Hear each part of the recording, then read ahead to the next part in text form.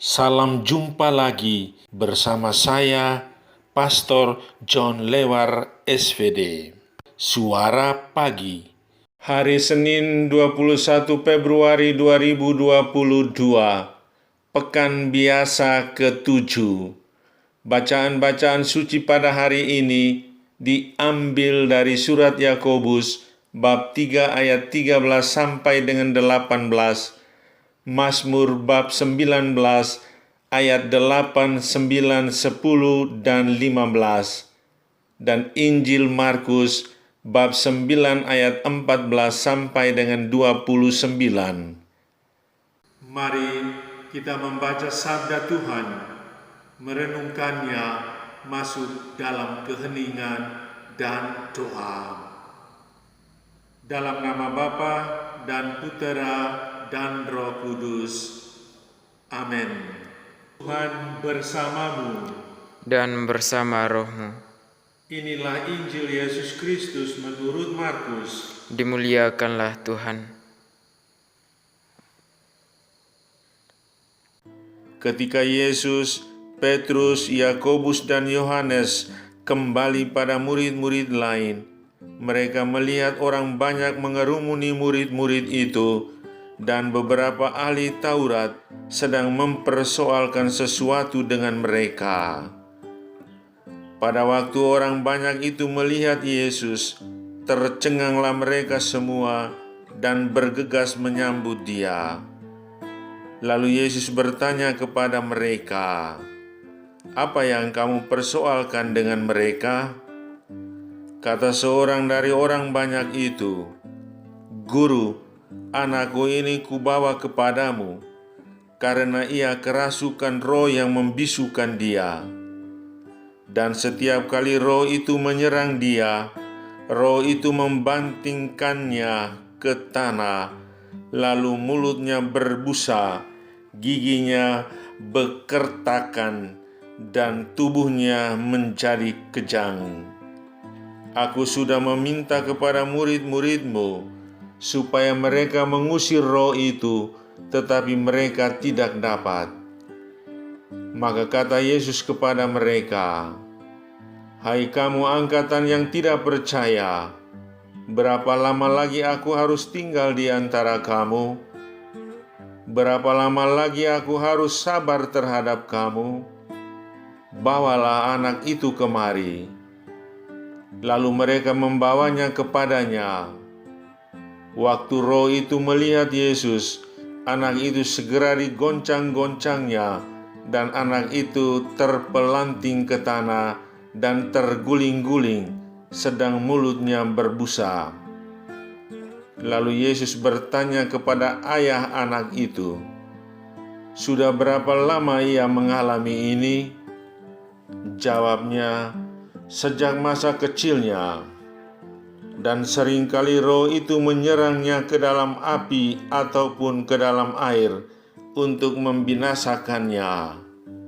Sebab itu, jika engkau dapat berbuat sesuatu, tolonglah kami dan kasihanilah kami."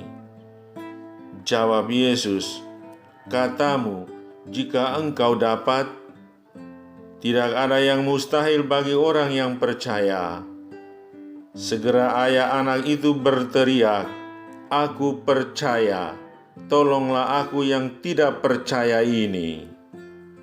Ketika Yesus melihat orang banyak makin datang berkerumun, Ia menegur roh jahat itu dengan keras, katanya, "Hai kau roh yang menyebabkan orang menjadi bisu dan tuli, aku memerintahkan engkau, keluarlah daripada anak ini, dan jangan memasukinya lagi."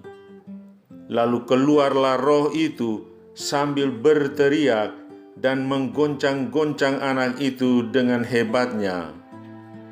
Anak itu kelihatannya seperti orang mati, sehingga banyak orang yang berkata, "Ia sudah mati." Tetapi Yesus memegang tangan anak itu dan membangunkannya, lalu ia bangkit sendiri. Ketika Yesus sudah di rumah dan murid-muridnya sendirian dengan Dia, bertanyalah mereka, "Mengapa kami tidak dapat mengusir roh itu?" Jawabnya kepada mereka, "Jenis ini tidak dapat diusir kecuali dengan berdoa." Demikianlah sabda Tuhan. Terpujilah Kristus. Doa adalah kunci membuka pintu hati Tuhan. Saudari-saudaraku yang terkasih dalam Kristus, sebagaimana kita tahu, murid-murid Yesus selalu ada bersama, ikut Yesus kemana-mana dalam memberitakan kerajaan Allah. Mereka juga sudah sering melihat Yesus mengusir roh jahat. Yesus pun telah memberi kuasa atas roh-roh jahat kepada mereka. Tetapi ketika berhadapan dengan seorang anak yang kerasukan roh jahat yang membisukan dan punya gejala mirip sakit ayan, mereka tidak dapat mengusirnya. Terkesan bahwa murid-murid gagal dalam menyembuhkan orang yang kerasukan roh jahat. Namun, kita bersyukur karena Yesus dengan mudah mengusir roh jahat. Bagi Yesus, jenis ini tidak dapat diusir kecuali dengan berdoa. Di sini menjadi nyata bahwa para murid hanya mengandalkan diri tanpa melibatkan kekuatan dari Allah dalam doa. Dalam peristiwa penyembuhan itu, Yesus sangat menekankan sikap iman. Tuhan Yesus menuntut iman daripada bapa yang anaknya kerasukan roh jahat. Terjadi sebuah dialog penuh harapan. "Jika engkau dapat berbuat sesuatu, tolonglah dan kasihanilah kami." Kata Yesus, "Katamu, jika engkau dapat, tidak ada yang mustahil bagi orang yang percaya."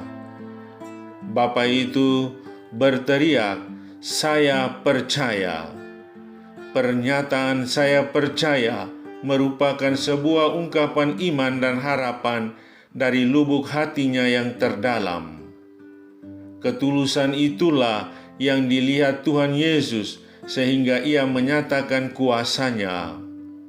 Segala kemungkinan untuk mendapatkan pembebasan telah diupayakan dengan tulus hati, dan Yesus sungguh menyatakan kepeduliannya terhadap iman dan harapan seperti itu. Saudari-saudaraku yang terkasih dalam Kristus, ketika kita berhadapan dengan orang kerasukan yang sakit dan yang menderita, kadang kita seperti para murid, tidak berdaya mengatasinya. Hampir pasti kita selalu berlari kepada Tuhan melalui novena dan berdoa kusuk tak putus-putusnya. Tetapi terbukti juga bahwa ketika kita begitu kusuk berdoa, ternyata tantangan dan persoalan seperti itu tidak beranjak pergi dari hidup kita. Paus Fransiskus pernah mengatakan, "Berdoa bukanlah seperti meminum aspirin agar kita merasa lebih baik. Doa juga bukan meminta sesuatu kepada Tuhan untuk mendapatkannya. Itu berbelanja namanya. Baginya, doa adalah senjata paling ampuh yang kita miliki, sebuah kunci untuk membuka pintu hati Tuhan. Doa adalah kekuatan terbesar gereja yang tidak boleh kita tinggalkan. Doa adalah ungkapan cinta kita kepada Tuhan dan menjadikan kita senantiasa ada dalam relasi dan kebersamaan dengan Tuhan. Tuhan yang kita imani adalah Tuhan yang berbelas kasih dan setia pada janji-janjinya. Kalau kita menyadarinya, kita sungguh akan mengalami kuasa pembebasan.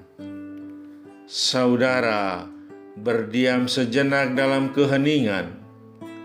Pernahkah Anda berada dalam situasi yang sulit dan tak punya harapan lain selain daripada Tuhan sendiri?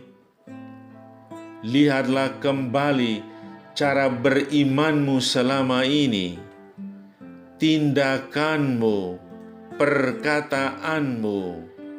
Lihatlah cara doamu. Apakah hidupmu mencerminkan iman dari doamu?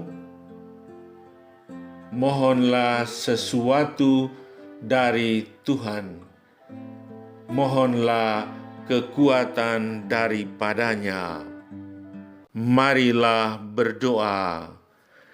Allah Bapa sumber iman kepercayaan, semoga Kau lengkapi iman kami yang masih kurang. Ajarilah kami berdoa dan berilah kami kekuatan untuk mengusir kekuasaan jahat dari tengah-tengah kami. Amin. Sahabatku yang terkasih, selamat hari Senin. Salam doa dan berkatku untukmu dan keluarga di mana saja berada. Bapa dan Putera dan Roh Kudus. Amin.